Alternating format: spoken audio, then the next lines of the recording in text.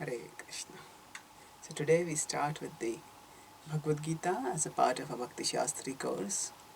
So we'll start with a prayer which refers to Lord Krishna as the speaker of the Bhagavad Gita. And every class will start with this prayer. Sarthyam Arjunasya kurvan Gitamritam dadau lokatrayopakaraya tasmai Krishnatmane namaha. Sarthyam Arjunasya adau. The Lord became the Sarthi of Arjuna, and then after that, in the beginning he did that. Kurvan Gitamritam dadau. He gave the nectar of the Gita. For what purpose? Lokatrayopakaraya. For the sake of the benefit of all the three worlds. Tasmai Krishnatmane namaha. Unto that Krishna who is the soul of all existence. Krishna says, Mamatma Bhuta Bhavana. He is actually the soul of all existence. Krishnatmane namaha. Unto that Lord Krishna I offer obeisances. So today I'll discuss briefly on the introduction and the preface. We will not be able to go fully into the details of that, but we'll just look at a topic-wise overview to be able to understand in what mood Srila Prabhupada is presenting the Bhagavad Gita. And in that I will also talk about the setting of the Bhagavad Gita, the background, its importance in terms of the overall Vedic context. And then we will start with the Bhagavad Gita after that. So in the book there is, in Prabhupada's Bhagavad Gita as it is, there is a preface and there is an introduction. So generally when books start off, there can be various things that come before the book, which are also written. But there can be a prologue. Prologue generally comes in a novel or a story, where some part of the event is told beforehand. Some part of the storyline is told beforehand, or something which sets up the scene is told beforehand. So here we have setting the scene. That gives an introduction, which is not written by the author, but is given by publishers. And then along with that, there can sometimes be a foreword.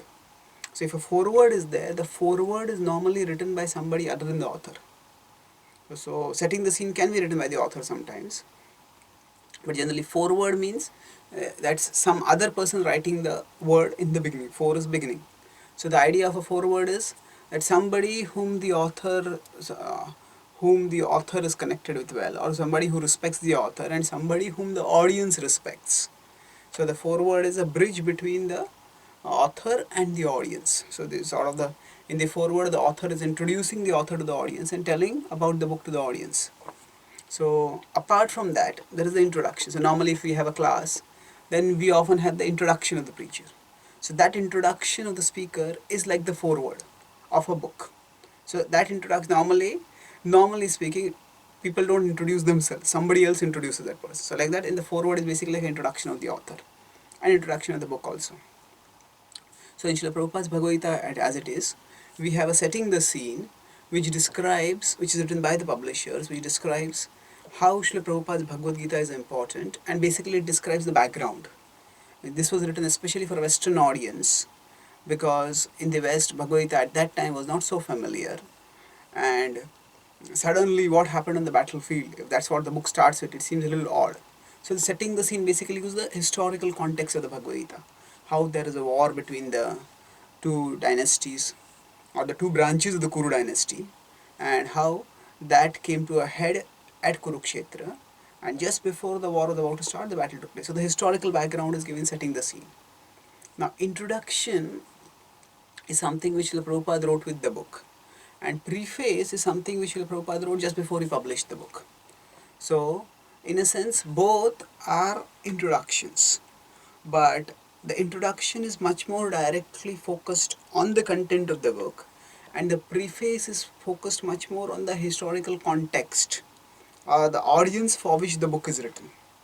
So the preface is something which Srila Prabhupada has written, and it is shorter, much shorter than the book, than the introduction. So I will talk just 2-3 points from the preface, and then I will go to the introduction, which is quite long, and we will try to have an overview of the introduction. So through both the preface and the introduction, Srila Prabhupada is preparing the audience by getting them in the right mood to understand the Bhagavad Gita as it is.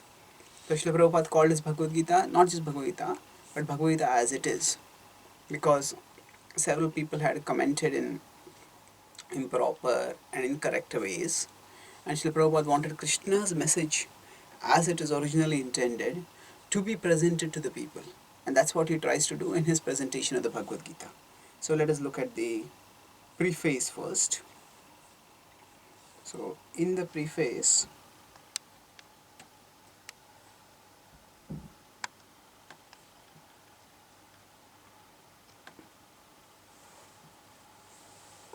we have, so there is setting the scene, there is dedication, there is preface. So in the preface we will see Srila Prabhupada is describing the background in which the book was written, and that background is also quite adventurous. So Prabhupada writing, originally the book was written in the format that I was presented. So this preface was not there in the first publication of the book. So it's a book story of how Bhagavad Gita was written is also very interesting.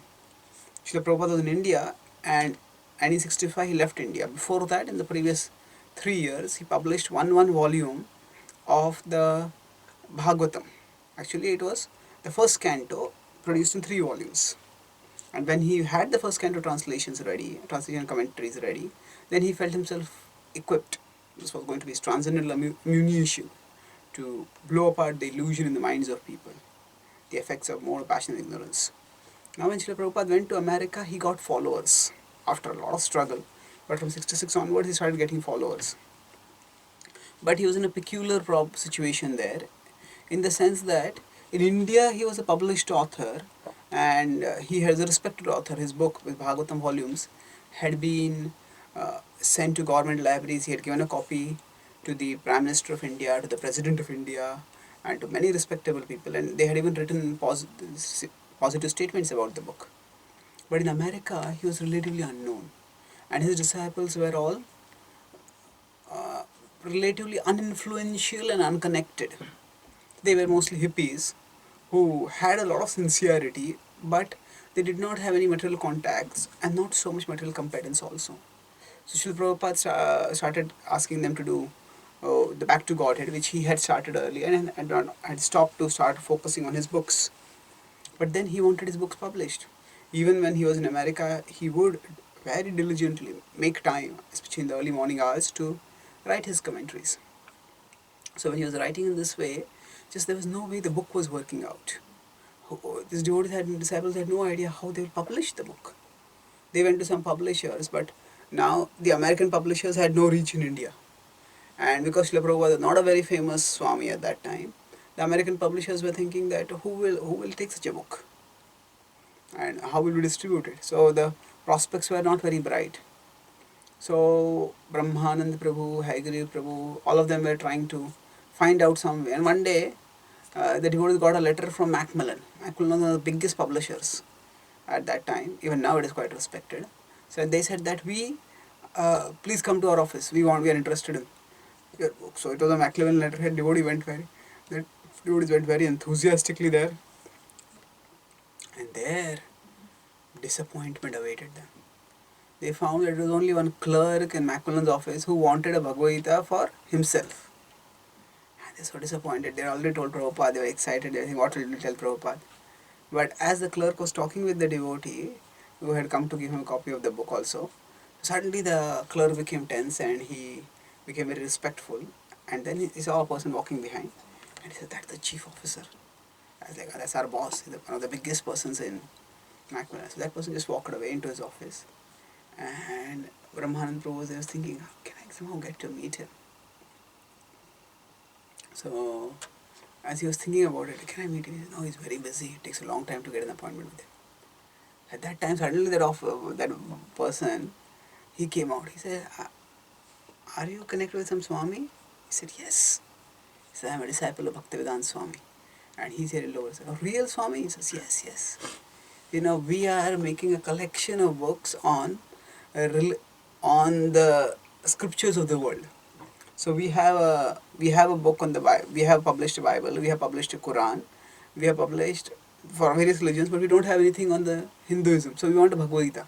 Has your Swami written anything on the Bhagavad Gita? He says, yes, I've got a book. Our full commentary on the Bhagavad Gita. He says, yes. So he's so excited. He says, okay, come and show it to me. And they showed it. So normally if a publisher has to publish, they go through a long editorial process. The publisher will say, do this, do that.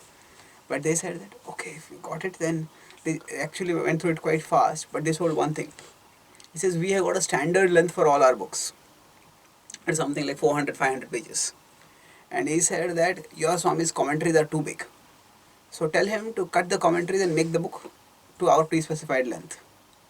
So then Hayagriva Prabhu writes in his Hare Krishna exposition that he had the doleful task of deciding which of Srila Prabhupada's purports were unnecessary. So somehow he did that. And then Macmillan published the book. So after Macmillan published the book, the devotees were very happy. So Prabhupada also got a lot of respectability by that. And at that time, there were 4 works written by Allen Ginsberg, who was a famous hippie musician. You could say famous or infamous, but he appreciated Srila Prabhupada. And there are 2 other people also who wrote, relatively well known, who also wrote 4 words. And then the book was published. Now, when the book was published, it got positive reviews from many people, many scholars also. And then the book's demand book was wanted more and more. And then Prabhupada felt that now that he had got the first breakthrough, he decided that rather than getting the book published through Macmillan, he decided that as it is they had cut down on the purports and much of what he had given was not there. So Prabhupada decided to start his own publishing house, which at that time was called ISKCON Press. Later on, that was renamed as Bhaktivedanta Book Trust. So through ISKCON Press, then he published the full Bhagavad Gita as it is. And that full Bhagavad Gita as it is had all the purports. So that's why Srila Prabhupada is writing that when this book was first published, the original manuscript was unfortunately cut short to less than 400 pages, without illustrations and without explanations for most of the original verses. So that had happened because Macmillan had a particular length that they wanted a book to be. So Srila Prabhupada so this preface is not there in the Macmillan published Bhagavad Gita. It was there in the ISKCON Press published. Subsequently that was published by Prabhupada, by Bhaktivedanta Book Trust. And that's how it has been published. So Prabhupada writes that many scholars wanted the full manuscript. That's how I am presenting it right now. And then he further writes that our Krishna consciousness movement is being accepted by people all over the world. And many intelligent people, even what had happened at that time, many hippies were there. And the hippies were a peculiar phenomena, alarming phenomena for many in American history. They had rebelled against what America had stood for and the values of material progress and material happiness. They wanted something more. And in the hope of something more, they had been allured by drugs. And drugs were taking them down, not up. So many of them were becoming degraded. So Prabhupada writes that many of my students' parents have come and appreciated me for how their lives have been transformed. And then he says, there's no credit for me. Actually, there's a credit is that I have repeated the message of my spiritual master. And then Prabhupada makes a very basic point that people are misinterpreting the Bhagavad Gita. And that's a point which he will repeat again and again in his purports. And finally, he says, our only purpose is to present the Bhagavad Gita as it is in order to guide the conditioned soul to the same purpose for which Krishna descends to this planet once in a day of Brahma, or even 8.6 billion, or every 8.6 billion years. So actually Prabhupada is suddenly taken from a historical context which people can relate. He says, oh, in the West people do not understand, oh, what do you mean by this 8.6? Who is Brahma? What is this? But Prabhupada is not just connected with the reality of the world around, he's also connected with the reality of the tradition that he represents. And it's just seamlessly from here to there. And he says, oh, this is a historical book, it is spoken by the Supreme Lord who descends once, and we are trying to fulfill that same purpose. And he says, if you understand such understanding of Bhagavad Gita, that means what is such understanding? Understanding the understanding what purpose Krishna spoke, is really profitable and authorized for the welfare of human society in fulfilling the mission of life. So, what that mission of life will be, he will talk about it later. And then he talks about how we are all servants of Krishna and we are meant to serve him. And if we do that, then we will be able to be happy. Otherwise, we will not be happy. And then he talks about, if you go down below, the Lord wants this and the Lord demands it. One has to understand the central point of the Bhagavad Gita. What is the central point of the Bhagavad Gita? That actually we are parts of Krishna and we are meant to serve Krishna. And if we don't serve Krishna, we become miserable. When we start serving Krishna, then we will become happy. So Prabhupada says the Lord wants it and the Lord demands it. Sarvadharman Pratyaja, when he's saying that at the end of Bhagavad Gita, that's what he's calling. Just come to me. Be happy with me. And he says that actually speaking, even if one person becomes a devotee, that's the last sentence that Prabhupada writes. If even one man becomes a pure devotee of the Lord, we shall consider our attempt a success. So this is Srila Prabhupada's goal. It's not to become a famous scholar, a popular author. Prabhupada's goal in presenting Bhagavad Gita is to fulfill the purpose of Krishna. And what is the purpose of Krishna? That we all return back to him. And returning back to him means becoming the pure devotees of Krishna. That is what Srila Prabhupada is presenting through his books. So let us look at the introduction now. Now, in the introduction, Srila Prabhupada starts with his prayers. And here there is a prayer to Radharani. And actually speaking, in the full Bhagavad Gita, as it is, this is the only reference to Radharani. Afterwards, Srila Prabhupada doesn't refer to Radharani even once. Because, now, of course, indirectly he will refer, and we'll discuss in the Bhagavad Gita also how some level there is reference to Raja Bhakti. But the point is, Prabhupada doesn't refer to all this so much. And then after all the prayers, now Srila Prabhupada explains the point that the Bhagavad Gita is like a manual or a prescription. So now when a prescription is given, the potency of the prescription will be valid when it is followed. And what does it mean follow? Okay, whatever is the doctor said over there, we have to find out what the doctor meant over there. Okay, take this 3 times a day, morning, afternoon, evening. Now, if I start thinking, morning, what does morning mean? Actually, in India, morning time is different. Africa, morning point is different. And America, morning time is different. So actually, morning means evening. And as medicine not to be taken in the morning, it's to be taken in the evening.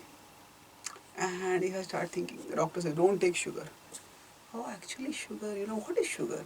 Sugar is simply a white substance. So the idea is that substances which are of a particular color should not be taken. So if you take sugar, but you put some coating on it so that it is no longer white in color, then you can take it. Now, if I start interpreting and misinterpreting the doctor's prescription like this, I won't get the benefit. Similarly, Prabhupada explains that the prescription has to be followed if we want to benefit. And for that purpose, he is presenting the Bhagavad Gita according to the prescription which has been given in the Gita itself. And what is the prescription? Prabhupada quotes from the 4th chapter where he says that actually bhakto sime sakha cheti. This has to be understood in a mood of devotion. Without that mood of devotion, the import of the Bhagavad Gita will remain lost. And then what is this mood of devotion? Prabhupada talks about the 5 rasas. And right now in the Bhagavad Gita itself, introduction, he introduces the point that we are eternal, God is eternal, and we have an eternal relationship with God. And it's that eternal relationship which is to be developed. So he talks about the 5 rasas and then he moves forward. And he talks about how Arjuna has also accepted Krishna as the Supreme Lord. And then talks about Krishna's supreme position. Now, the whole point of this discussion till here, unless one reads the Bhagavad Gita in a submissive spirit, it is very difficult to understand Bhagavad Gita because it is a great mystery. So submissive spirit is the same as, in this context, the spirit of devotion. Then Prabhupada talks about after setting this mood, first he has himself offered devotional prayers, and after offering those devotional prayers, then he has said that this is the devotional mood in which one should understand. And then after that he starts. Then what is the Bhagavad Gita? The purpose of the Bhagavad Gita is to deliver mankind from the nescience of material existence. This is the fundamental purpose of the Gita. To deliver people from the miseries of material existence. And then Prabhupada talks about how we are all in misery, but very few people think about spiritual inquiry. And those who you're all, Prabhupada writes, all about to be devoured by the tigress of ignorance. But we should inquire about spirituality. So he writes over here, actually we are all swallowed by the tigress of nations. But the Lord is very merciful upon living entities, especially human beings. So what does the tigress of ignorance mean? This is of course a metaphorical usage. The tigress of ignorance nations refers basically to the fact that we have forgotten our spiritual identity. And the Bhagavad Gita is meant to rescue us from that. And then Prabhupada goes to Baldev Vidyabhushan's introduction. Prabhupada has dedicated his Bhagavad Gita to Baldev Vidyabhushan, who gave the Govinda Bhashya commentary and on the Vedanta Sutra. And in Baldev Vidyabhushan's Gita Bhushan, which is his commentary, he describes that the Bhagavad Gita deals with 5 basic truths. So now analytical frameworks are always helpful for us to understand spiritual truths. What do we mean by analytical frameworks? Whenever a subject is discussed, so for example when a speaker is giving a class, so in any mode of functioning or communicating or even thinking, basically there are 2 things in operation. There is analysis and there is synthesis. So analysis means taking things apart and synthesis means bringing them together. So for example, we may say that, okay, today, some speaker may say, today I'll speak about 5 points. So then we get 1, 2, 3, 4, 5. So analysis means, okay, these are the points which have been spoken. But synthesis means, okay, how are these points connected together? If somebody says, today I'll speak about 5 points, I'll speak about, what is the prospect of the India's cricket team winning the 2015 World Cup. Then I'll talk about what is happening in Uttaranchal after the floods were there. Then I'll talk about the political situation in Zimbabwe. Then I'll talk about the state of the mafia controlling Italy. And then I'll talk about terrorism in Pakistan. What is the connection? We see that this is basically becomes like a news report then. So now news report, it's not that when the person is reading out a news report, there is a flow from this point to this point. Now just one news is over, next news starts. Even in the newspaper sometimes you will see that there are, sometimes it looks so terrible. A news flash is there, the cricket score given, and below that there is a given say 139 for 3 India, and then below it is 139 people killed in earthquake. So from the news perspective, they're just 2 news. There are human lives which have been killed, but sometimes the cricket score will be higher than the news of people being killed, because it's just figures. So now analysis just doesn't mean separating; it is also separating in terms of conceptual thinking. But the point synthesis means how does it come together. So generally the scriptures present knowledge in a synthetic way. Synthetic way means that things are presented as a living culture.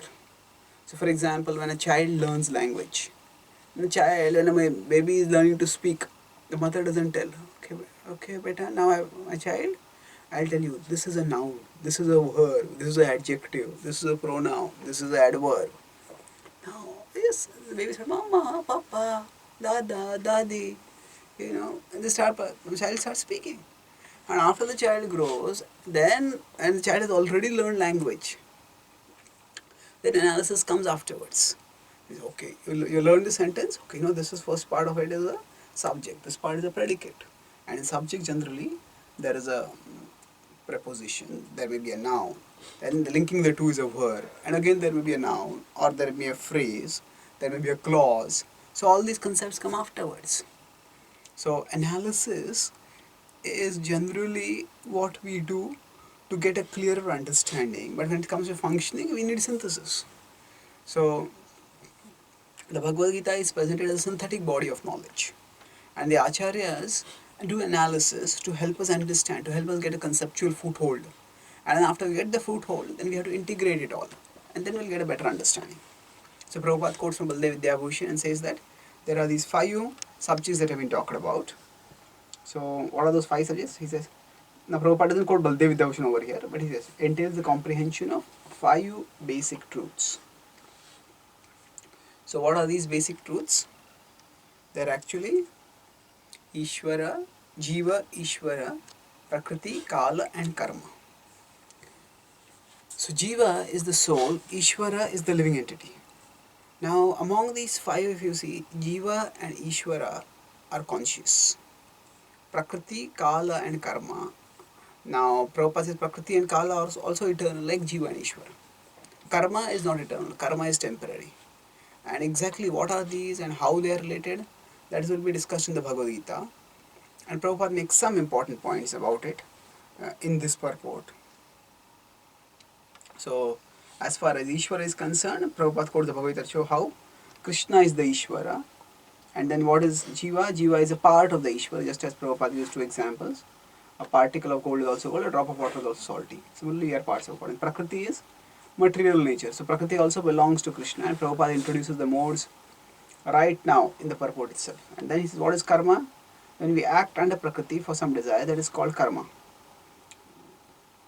Now, after describing this, he talks about the relationship between Jiva and Ishvara. So, he finally says, the conscious he may be, but he cannot be perfectly or supremely conscious. So, right in the beginning only of the Bhagavad Gita, Prabhupada is pointing out there's a difference between the Jiva and the Ishvara. They are not the same. So, he's refuting Mayavada over here. And again, he makes the same point. We should not forget this. And then he talks about how a devotee is transcendental to the material modes. So, when we are materially contaminated, we are called conditioned. So, it's interesting, we use the word conditioned soul very often. So, what does the word conditioned soul mean? Generally, when we talk about the word conditions, in some advertisements it may say conditions apply. Or sometimes we have the word conditions used for some treaties are made. Okay, this agreement contractually made, provided these conditions are there. So in what context what sense is Prabhupada using the word conditioned over here? So it is in the context that, in what sense or context it is, and the soul's happiness depends on so many conditions that are not in the control of the soul. When I am a conditioned soul, first of all, if I want to enjoy, my body has to be healthy. Not only that, apart from that, I also have to have the sense objects which I want to enjoy. Sense objects have to be of good enough quality, and the circumstances have to be suitable for enjoyment. And after that, I get enjoyment. And even then also, because the body's capacity to enjoy is limited, my enjoyment also remains limited. So in that sense, I don't get really as much of the enjoyment as I would like to get. This is the meaning of conditioned. Now, we are all called conditioned souls. And to become liberated doesn't need to merge into some formless, as Prabhupada says. Prabhupada quotes from the Bhagavatam, Mukti hitva anyatha rupam swarupena vyavasthiti. That means we are reinstated in our swarupa as the servants of the Lord. Then that is actually real liberation. And what is contaminated consciousness? Prabhupada explains. In contamination, I am means I am the Lord of all I survey, I am the enjoyer. So I am the controller, I am the enjoyer. And then Prabhupada, basically in this introduction, Prabhupada is giving the whole introductory philosophy of Krishna consciousness in a nutshell. So he also gives the example of the stomach and the hand. All of us know that example. The hand needs to nourish the stomach, not just nourish itself separately. So it's remarkable how much Prabhupada condenses in the introduction. So he gives practically the whole philosophy of Krishna consciousness in a nutshell over here. Talks about the Lord's form is Satchitananda Vigraha. The Lord is not impersonal. Now, here's a nice, very good sutra-like statement. Then he talks about, well, Prakriti, he talks about Prakriti is complete. There is complete facility for the small complete units to realize the complete, and all sorts of incompleteness are experienced due to incomplete knowledge of the complete. So, this is something similar to what Srila Prabhupada has said in the Ishopanishad introduction, Om Purnamada Purnamidam So there is complete facility for the complete, small complete units, living entities to realize the complete. So we as souls can realize the Supreme Lord. What do we mean by complete facility? We have the capacity for Brahma Jigyasa. We have the advanced spiritual consciousness by which each one of us can realize the absolute truth. And by that we can experience happiness. So only when we realize the Supreme Lord do we attain completeness. And all sorts of incompleteness that we experience right now, so I may feel, oh, I don't have this, I don't have that, I don't have that, I don't have that. They are incomplete, they are experienced due to incomplete knowledge of the complete, to incomplete knowledge. That means people do not have proper understanding of what are the values and goals of life, and that's why they are suffering right now. Incomplete knowledge of the complete. And then Prabhupada talks about the infallibility of Vedic knowledge that we have discussed in the Ishopanishad introduction.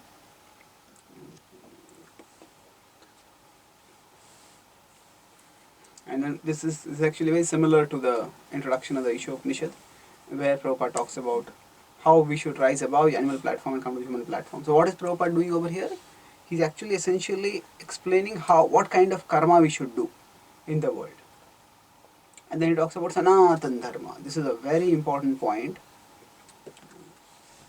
that what do we mean by Sanatan Dharma?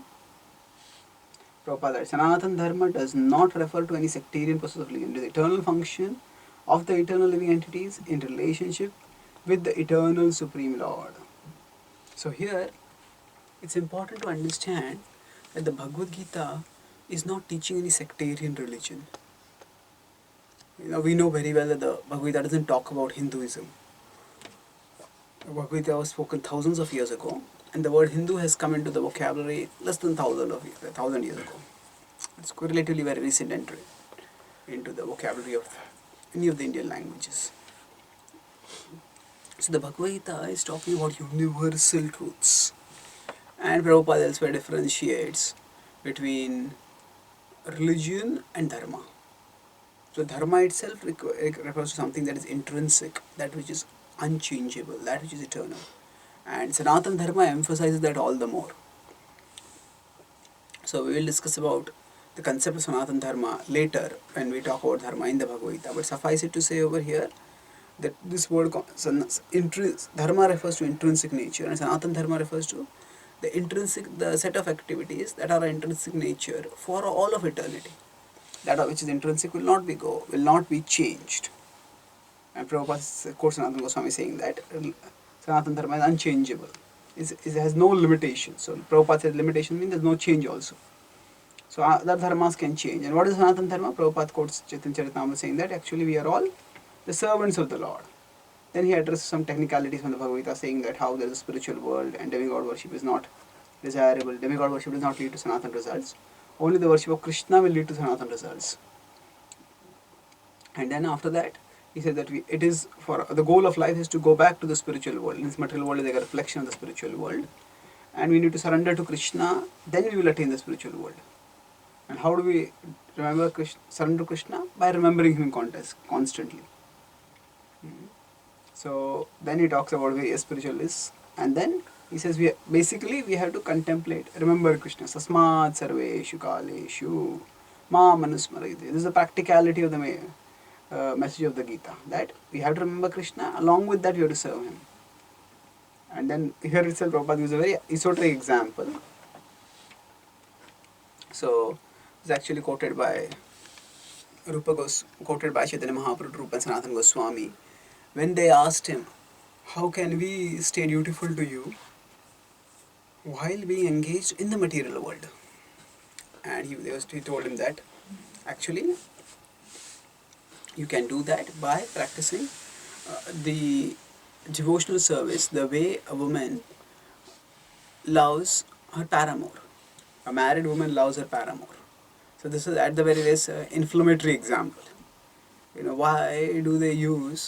Why would Sri Chaitanya Mahaprabhu, who practiced the highest levels of morality, that he was district sannyasi, that one time in a trance, when he heard the Gita Govind being sung, he ran towards the sound of the Gita Govind. And then his servant stopped him and he said, "It's a woman." And Chaitanya Mahaprabhu froze at that time. He said, if I had done anything inappropriate, I would have died. You have saved my life. But Chaitanya Mahaprabhu is so strict about the rules of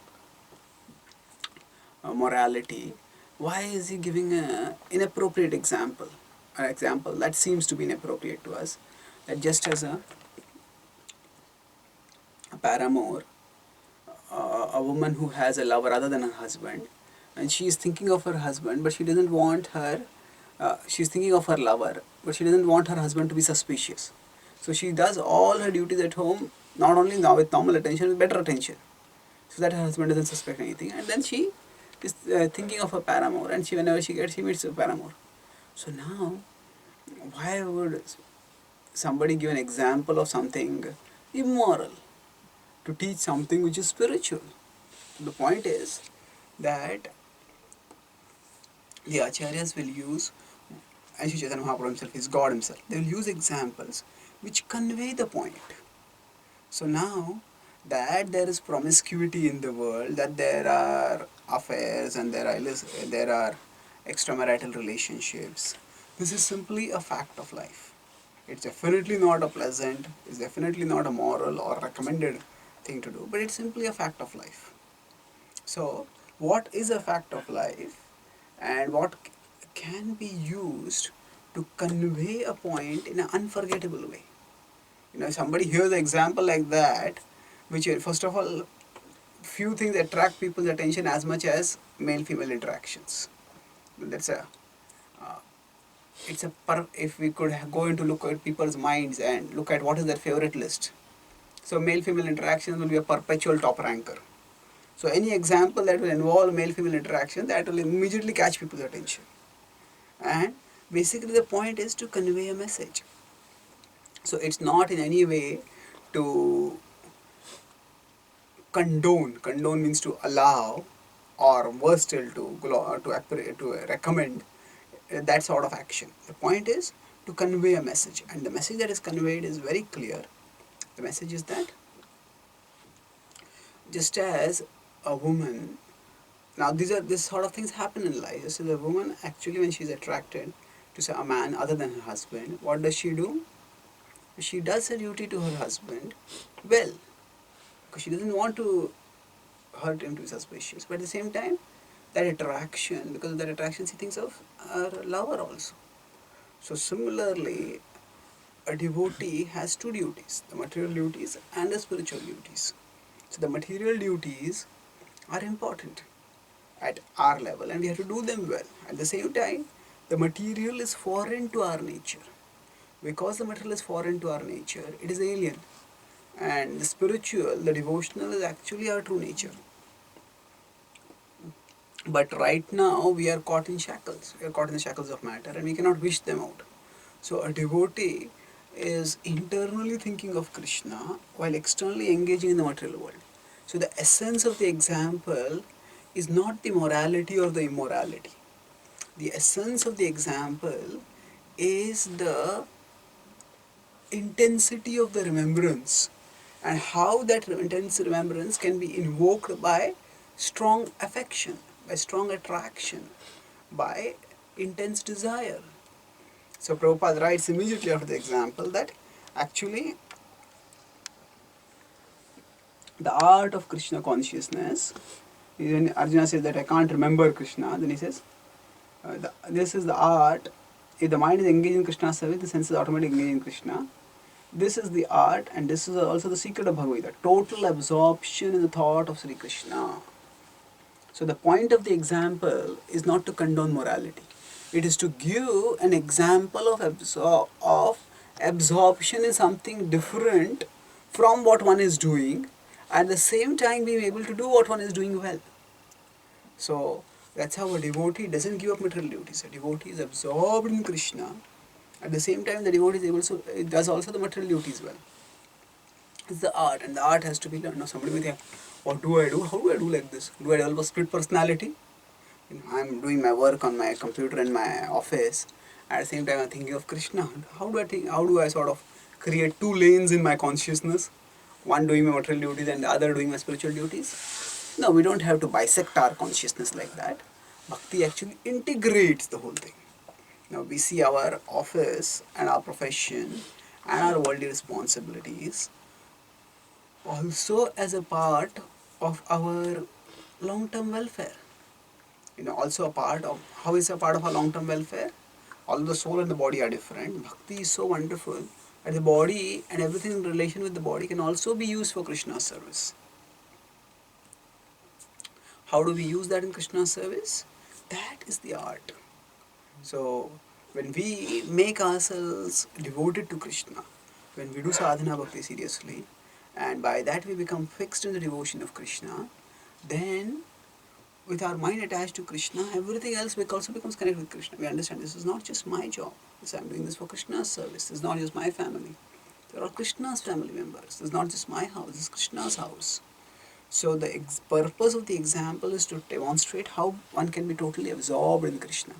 Then Prabhupada makes a very interesting statement that modern man has struggled very hard to reach the moon, but he has not tried very hard to elevate himself spiritually. So now here Srila Prabhupada is giving a very powerful example to illustrate the point that something which people are very proud of. Oh, we have gone to the moon.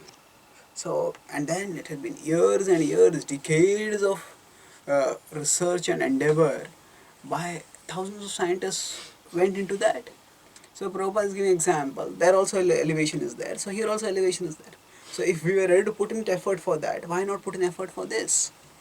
So by comparing the elevation of consciousness to that which is considered the crowning achievement of the 20th century, in fact many people consider it to be the crowning achievement in the history of humanity, that to try to go to the higher planets, go to reach the moon. So he puts the Krishna conscious achievement also as a challenge. Yes, it's not easy absorbing the mind in Krishna, but if you can endeavor so much for something material, why not endeavor something for similarly for something spiritual? And then he says there is a sadhana bhakti by which you can do it, Shravanam Kirtanam Vishnu. And then he says this is all encompassing. Everybody can practice it. Even, and he quotes from the Bhagavad Gita itself that even the women, the children, the Vaishya, the Shudras, all of them can practice it. So no material disqualifications are there which matter in the process of bhakti. Everybody can be incorporated in the process of bhakti. And then he quotes from the Gita Mahatmya, which comes in the Padma Puran, and he talks about various glories of the Gita. So, Gita Adhyayana Shilasya Pranayam Parasya Naiva Santi Hi Papani Purva Janma Kritani Cha. So, if somebody studies the Gita, then one's past life karma will not affect that person. And then further, Mala Nirmochanam Pumsam Jalasnanam Dine Dine Sakrut Gita Amritam Snanam Samsara Malanashanam. So first, what are the Gita Mahatmya's points? The first was we didn't discuss this. Bhaya Shoka Varjitaha. So if Gita Shastri Punyam Yaha Pathet Prayataha Puman. So if one studies the Bhagavad Gita, what will happen? Bhaya Shoka Adi Varjita. Person will become free from Bhaya and misery. Now how that will happen in the next verse? Actually, the sinful reactions won't come. And third is, not only sinful reactions won't come, but sinful desires will also go away. So Samsara Malanashanam. So first is our past reactions won't come. That will stop some suffering. Then also our sinful desires will go away. And this is more important. Then as further glorification, if so many gifts are available, then why does one need anything else? Gita Sugita Kartavya Kimanyai Shastra Vistarai Ya Swayam Padmanavasya Mukhapadmat Vinishritaha.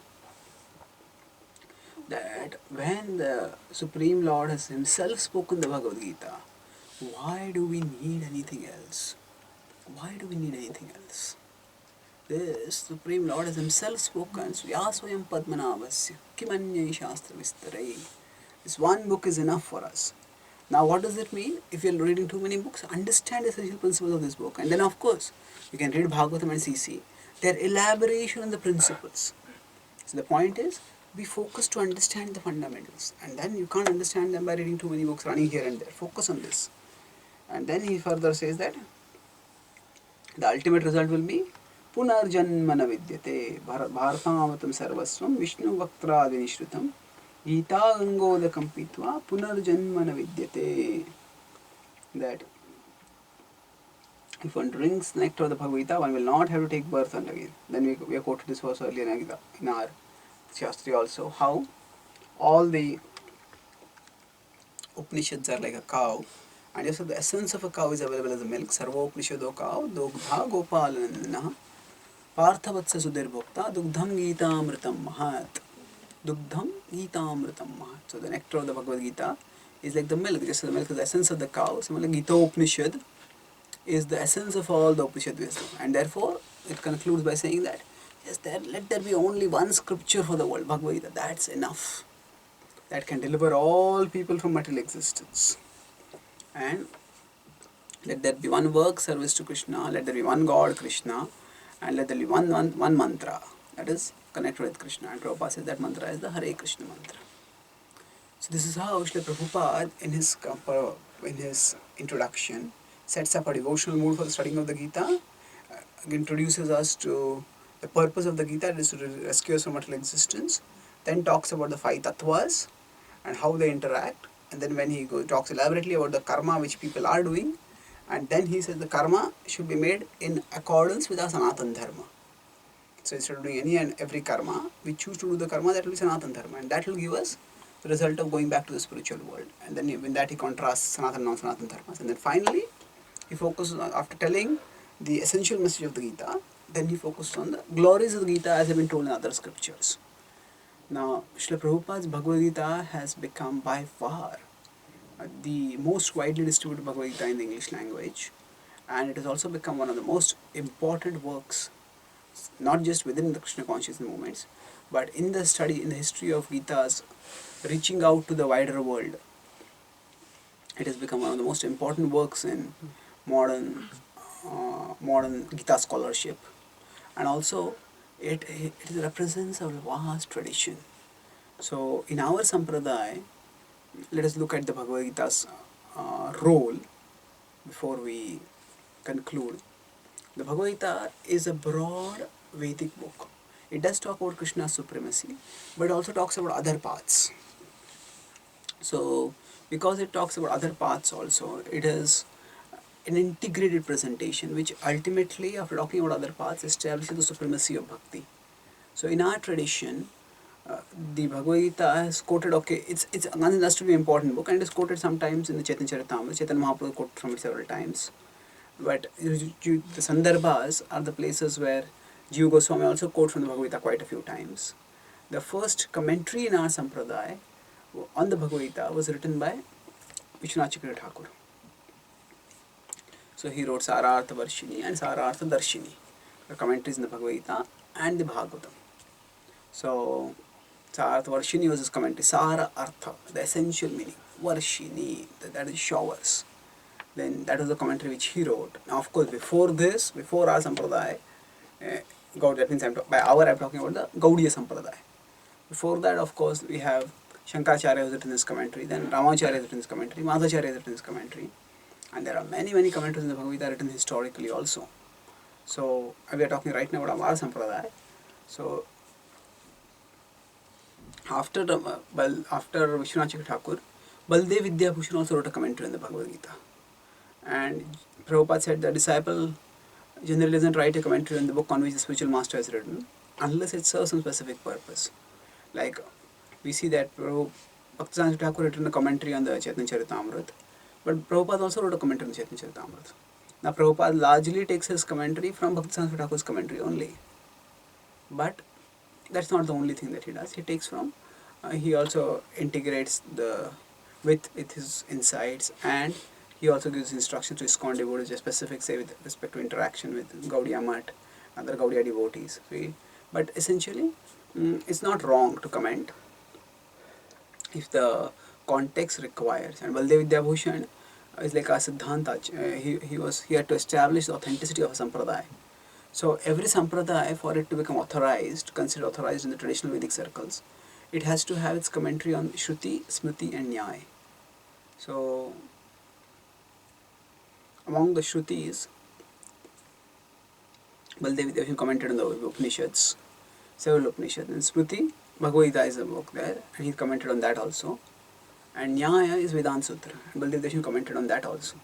So that way he established in the intellectual circles of his time the respectability, the credibility, the authenticity of the Gaudiya Sampradaya. And it is for that purpose that his commentary was written. It's called Gita Bhushan.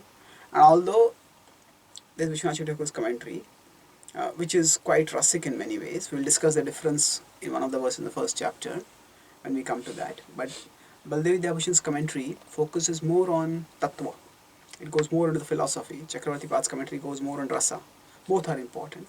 But Baldev Vidyabhushan's purpose primarily was to establish solidly the philosophical foundations of our sampradaya. And accordingly he presented his commentary. And then Bhaktivinoda Thakur wrote brief commentaries. They were actually, when he was going through Baldev Vidyabhushan and Chakravarti Pad's commentary, he basically translated that and added notes at several places. So those he wrote two books like that. One is called the Vidvat Ranjan and the other is Rasik Ranjan. So Vidvat Ranjan is based on Baldev Vidyabhushan's commentary. Vidvat is wise. Ranjan is those who delight, the delight of the wise. And Rasik Ranjan is the Rasik is those who are the relishers, those who enjoy rasa. So the Ranjan, the delight for those who are the relishers of mellows. He wrote commentary on that also. And then Prabhupada wrote a commentary, of course, is Bhagavad Gita as it is. And he derives his commentary primarily from Baldev Vidyabhushan's commentary, wherever he talks about the acharyas. Of course, it refers to various acharyas also. But primarily his commentary derives from Baldev Vidyabhushan as well as from other sources. And of course, Prabhupada is presenting it all for the modern context. Now, in Srila Prabhupada's Bhagavad Gita as it is, he has given us a devotional understanding of the Bhagavad Gita, emphasizing systematically and repeatedly how bhakti is the essence of the teachings of the Bhagavad Gita. And that's why he also establishes credibility of what is presentation by giving the disciplic succession right in the beginning of the Bhagavad Gita. So we will begin our discussion of the Bhagavad Gita from our next class. Thank you very much. Hare Krishna.